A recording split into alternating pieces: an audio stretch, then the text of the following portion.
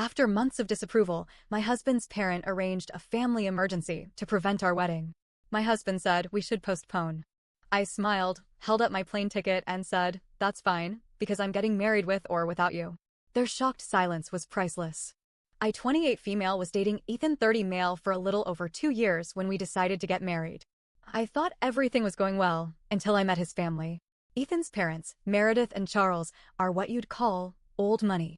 They live in a mansion in a fancy part of town, always dressed to the nines, and act like the world revolves around them. I come from a working-class background, single mom, blue-collar neighborhood, and we barely scraped by sometimes. So, yeah, our worlds didn't exactly align. From the moment I met them, I could tell they didn't like me. Meredith was especially cold. She'd look me up and down like I was some kind of charity case. Charles, her husband, didn't say much, but you could tell from the way he looked at me that he wasn't thrilled about his son marrying someone like me. But Ethan? He was perfect. He was the one.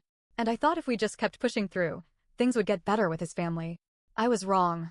As we got deeper into wedding planning, the tension between me and his parents only grew. Every time we discussed the wedding, I felt their judgment in every word. They hated our venue, the catering, the guest list. You name it, they found a reason to criticize it. But the worst part? Ethan didn't stand up to them. There were days when it felt like I was fighting a battle I couldn't win. Ethan would say things like, "You know how my mom is, she just wants the best for us." But honestly, it felt like a cop-out. Despite everything, we were still moving forward with the wedding. Or so I thought. 3 days before the wedding, Ethan got the phone call. I was out running some last-minute errands, picking up a few things for our trip to Savannah, when Ethan called. He sounded weird, almost panicked. "Hey, I need to talk to you," he said. "My dad, he's in the hospital. It's a really bad situation." I froze. "What do you mean? What happened?" "He's been having chest pains all morning. I'm heading over there right now. I think we need to put everything on hold." "What?" "Wait, hold on. Ethan, we're getting married in 3 days." "What are you talking about?" "I don't know," he said. "Mom's really upset. I think we need to postpone the wedding. It's not the right time." I felt the blood drain from my face. Something didn't feel right, but I didn't know what. I told him to go, that I'd handle everything and make arrangements to meet him in Savannah. But even as I said the words, a voice in the back of my mind kept nagging me. This was too convenient. That night, I didn't just sit around and wait for answers. I called the hospital. I didn't lie or try to manipulate the situation. I simply asked for an update on Charles. And guess what? He wasn't even admitted. There was no record of him being in the hospital at all. At this point, I was beyond confused. I didn't know if this was some weird prank or if Ethan was genuinely in the dark. But I didn't buy it. So I did what any reasonable person would do. I called Ethan. "Ethan," I said, my voice calm but shaking. "I just called the hospital. Your dad is fine." "He's not in there at all." "What's going on?" He went silent. A long silence. Then, "No, that can't be right. He's in there. He has to be. I don't know what's going on, but you need to call and ask some questions," I said. "Something is really wrong here." He hung up. I didn't hear from him again for hours. The next morning, Ethan called me back. He sounded defeated. "Look, my mom, she's been freaking out.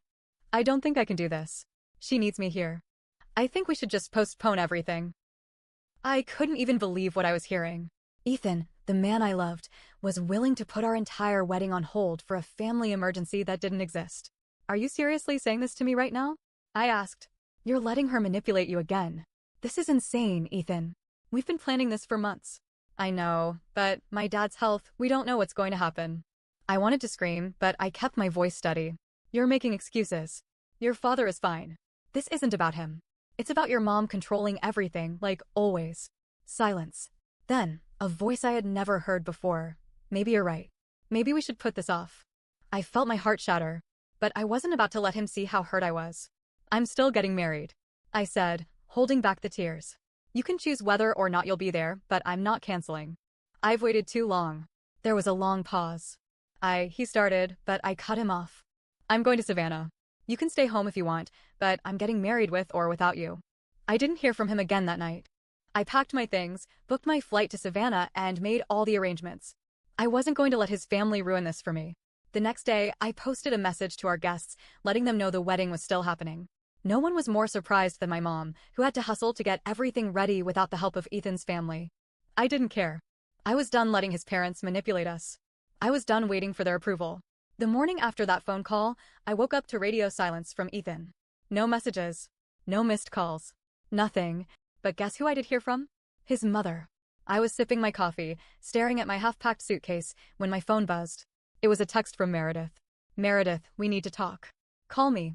I stared at the screen, debating whether to respond. Then, before I could decide, she called. I answered. Hello? There was a pause, and then I heard Meredith's sweet but fake voice.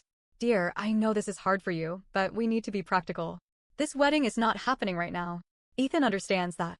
I need you to understand that too. I took a deep breath. Is Charles even sick? Silence. Then, a little scoff. He's recovering, she said vaguely. But that's not the point. Ethan needs to be with his family right now. It's just not the right time for a wedding. I wanted to scream, but I kept my voice calm. It's the perfect time for a wedding. Everything is planned. Guests are flying in. Deposits are paid. The only people who think it's not the right time are you. She sighed like I was a child who didn't understand life yet. Darling, marriage is about family.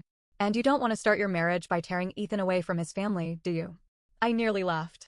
That's rich, coming from the woman actively trying to ruin my wedding. She didn't like that. Her tone sharpened. You're being dramatic. If you love Ethan, you will understand that postponing is the mature choice. That's when I decided I was done. You know what, Meredith? I said, gripping my phone tighter. You can keep your son. But I'm keeping my wedding. And I hung up. The next day, I boarded my flight to Savannah. Alone. My mom and best friend, Julia, met me at the airport, and I could tell from their faces that they were ready to burn Ethan's family to the ground. What's the plan? Julia asked as we loaded my bags into her car. The wedding is still on, I said, my voice steady. I don't care what Ethan does anymore. If he shows up, fine. If he doesn't, fine. Julia let out a slow whistle. Damn. This is gonna be legendary. And she wasn't wrong. By that evening, word had spread. The wedding was happening with or without Ethan. Some people bailed, but to my surprise, most of our guests stayed. My mom's side of the family was fully on board. A few of Ethan's cousins, who clearly weren't as awful as his parents, also decided to stay. The only question left was, would Ethan show up? The next morning, the day before the wedding, my phone rang. It was Ethan. I let it ring twice before answering. Hello? There was a long pause. Then, finally, in a quiet, almost defeated voice, he said, I'm in Savannah. I sat up straight.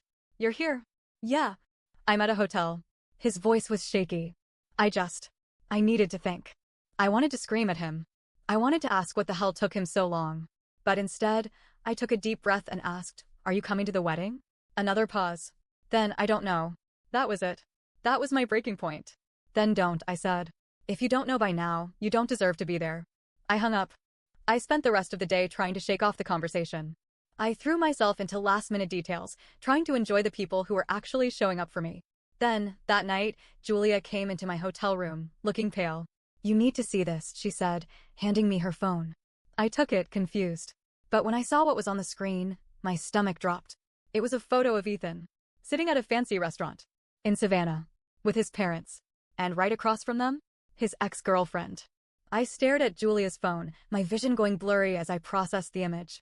Ethan, my fiancé, sitting with his parents and his ex-girlfriend at a fancy restaurant in Savannah, while I was here trying to hold together a wedding he clearly didn't give a damn about. Tell me this is old, I whispered. Julia's face was tight. It was taken tonight. My cousin's friend works at the restaurant and snapped it. Send it to me because, well, look. I zoomed in. Ethan's mother, Meredith, was smiling. Not just a polite smile, but that smug, satisfied smirk that said she had won. And Ethan? He looked miserable. But not miserable enough to leave. I threw the phone onto the bed and clenched my hands into fists. I'm done. Julia didn't say anything for a second. Then, with a dangerous glint in her eyes, she asked, so what's the move? I let out a slow breath, my heart pounding. I need to know the truth. I didn't sleep. Instead, I waited until midnight before grabbing my car keys and heading out. Julia, of course, was right behind me. Where are we going? I didn't answer. I just drove. I had a feeling I knew exactly where Ethan was staying. His parents had booked a luxury hotel for themselves, and knowing Meredith, she wouldn't have let Ethan stay anywhere less than 5 stars. When we pulled up to the entrance, Julia gave a low whistle. Classy. Hope they have good security, because I feel like you're about to commit a crime. I walked inside, my pulse hammering. The receptionist barely looked up as I strode to the elevators. I had no room key, no reservation. Nothing, just pure rage. But sometimes, when you look like you belong, no one stops you. I found their suite on the top floor. I raised my fist and banged on the door. Seconds later, the door opened, and there stood Ethan. Disheveled, confused, and, most importantly, guilty as hell. Explain. Now. What are you doing here? Ethan stammered. I pushed past him into the room, ignoring his weak attempt to stop me. And there, sitting on the couch with a glass of wine in her hand, was his ex-girlfriend, Claire. Meredith was beside her, her face an unreadable mask. Charles? He didn't even look up from his drink. I folded my arms. All right. Someone start talking. Claire looked amused, swirling her wine like this was a damn movie. I guess you found out, huh? Meredith sighed, standing up. This is exactly why I wanted Ethan to wait before marrying you. You're always so emotional. I ignored her and turned to Ethan. Explain. Now. Ethan ran a hand through his hair, looking exhausted. It's not what you think. Oh, I said, my voice sharp. Because it looks an awful lot like your parents dragged your ex here to convince you to back out of our wedding. Ethan shot a glare at his mother. I didn't know she was coming, all right? Mom just sprung this on me. Meredith sighed, shaking her head like I was a clueless child. Ethan, you need to be honest with her. A chill ran down my spine. Honest about what? Ethan squeezed his eyes shut. Then, finally, he spoke. I wasn't sure if I wanted to go through with the wedding. My whole body went cold. So you lied? I felt like the air had been sucked from the room. I swallowed hard. So, the hospital emergency? That was a lie. Ethan hesitated. Then, he nodded. I took a step back, shaking my head. I called the hospital, Ethan. I knew something was off, but I still gave you the benefit of the doubt. And all along, you were just, what? Hiding here with your parents while I planned a wedding you didn't even want. His voice broke. It's not like that. Meredith cut in, her voice smooth as silk. It's exactly like that. I turned on her, seeing red. You did this. She didn't even deny it. Instead, she smiled. Sweetheart, I did what was best for my son. That's when I lost it. Best for your son? I hissed. You manipulated him. You lied to him. You faked an emergency to keep him from marrying me. She sipped her wine. And it worked. At that moment, I knew the truth. Ethan wasn't some helpless victim in all of this. He had chosen to sit here, to let them play their games. He could have stood up to them. But he didn't. I turned back to him, my voice shaking. If you had doubts, why didn't you tell me? Why lie? Ethan finally met my eyes. Because I didn't want to hurt you. I let out a sharp, humorless laugh. Well, congratulations. You did anyway. I turned on my heel, ready to leave, but then Claire spoke up. Wait, don't you want to hear the best part? She said, grinning. I froze. What? She leaned forward, resting her chin on her hand. I'm moving back here. And Ethan and I are getting coffee tomorrow. Claire's words hung in the air like a guillotine blade. I'm moving back. And Ethan and I are getting coffee tomorrow. I didn't speak. I didn't move. I just stared at Ethan, waiting for him to deny it. To call Claire a liar. To say something, anything, that would prove I hadn't just wasted the last 2 years of my life on a man who was too much of a coward to love me back. He didn't. Instead, he opened his mouth and closed it. My stomach turned. Wow! My voice came out cold and hollow. So this was the plan all along? Claire smirked. I wouldn't say plan. More like an opportunity. Meredith sighed dramatically. Darling, let's not turn this into a scene. I whipped around. You stole my wedding, lied to your son, and dragged his ex-girlfriend into this, and you think I'm being dramatic? She tilted her head. You should be thanking me. I saved you from a lifetime of disappointment. Something inside me snapped. I turned back to Ethan. Do you love me? His lips parted. But the answer didn't come fast enough. That hesitation?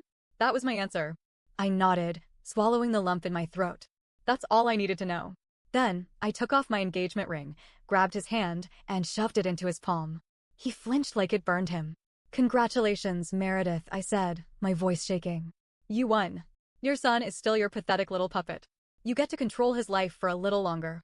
But let me tell you something, I took a step closer, staring her down. One day, he's going to realize what you've done to him. He's going to wake up and see that you've ruined every real relationship he's ever had. And when that day comes, you won't be able to lie your way out of it. I turned to Ethan, my heart hammering. And you? You will never be happy. Because as long as you let her pull your strings, you will never be your own man. Ethan swallowed hard, his jaw tight. But he didn't say a word. Not one. And that hurt more than anything else. I turned on my heel and stormed out. I barely made it to the hotel parking lot before the adrenaline wore off and the reality hit me like a truck. The wedding was off. The man I thought I would spend the rest of my life with had never really been mine. I leaned against the car, shaking, as Julia caught up to me. Holy shit, she breathed. Are you okay? I let out a short, bitter laugh. Not even close. She sighed, squeezing my shoulder. Well, for what it's worth. That was the most badass exit I've ever seen. I wiped at my eyes. Let's go. We drove back to the hotel in silence. By the time we got to my room, I already had texts from dozens of people who had heard the news. My mom, my cousins, guests, even some of Ethan's relatives who had been on my side the entire time. But the one text I wasn't expecting? Ethan, can we talk? I stared at the screen. My hands trembled. I wanted to ignore it. I wanted to throw my phone across the room. But I needed closure. So I texted back. Me, hotel lobby. Now, when I walked into the lobby, Ethan was already there, sitting in the corner, his head in his hands. He looked up when I approached, his eyes bloodshot. I messed up. I sat down, keeping my face unreadable. Yeah, you did. He exhaled shakily. I wasn't lying about Claire. I didn't know she was coming. That was all my mom. I raised a brow. And the fake emergency? He winced. He swallowed. I didn't know what to do. My mom kept telling me we weren't ready, that I'd regret it. And I started thinking, what if she was right? I clenched my fists under the table. So you lied instead of talking to me? He nodded, shame flickering across his face. I didn't want to hurt you. I let out a hollow laugh. Congratulations, Ethan. You failed. He flinched. I love you. I shook my head. No, you don't. You love pleasing your mother. You love avoiding conflict. You love the idea of us, but not enough to fight for it. His face crumpled. I don't know how to fix this. I stood up, staring down at him. You don't, I said quietly. Because I'm done. I turned and walked away, for the last time. The next day, instead of walking down the aisle, I spent the morning reclaiming my happiness. Instead of sobbing in my hotel room, I threw on a sundress, grabbed my friends, and celebrated. We had brunch. We drank champagne. And when the afternoon sun hit just right, we took wedding photos anyway, just without the groom. Because screw it. I looked amazing, and I deserved to remember this moment for me. Later that evening, as I sat by the hotel pool, my mom sat beside me, squeezing my hand. I'm proud of you, she said softly. I smiled. Me too. And for the first time in weeks, I actually meant it. Ethan never showed up at the wedding venue. Days later, I'd heard from a mutual friend that he went back home with his parents. Claire? She left town 2 weeks later. He never fought for me. And honestly, that told me everything I needed to know. Because I deserved someone who chose me without hesitation. And now? I was free to go find him.